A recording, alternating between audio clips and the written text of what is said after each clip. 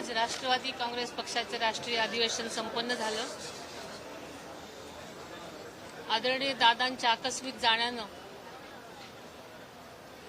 ती पोकळी निर्माण झाली होती, म्हणून पक्षातल्या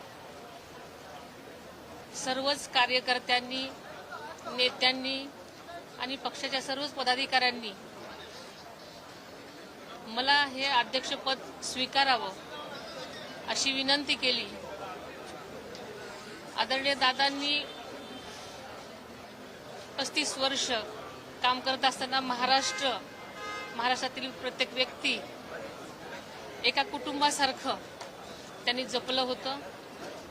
त्यांची स्वप्न अशीच अर्धवट सोडून ते अचानक आपल्यातून निघून गेले आणि सगळ्यांची एकच इच्छा होती की दादांच्या जागी आपण जर आलात तर आपण सगळे मिळून सगळ्यांच्या साथीनं दादांची ही स्वप्न पूर्ण करू।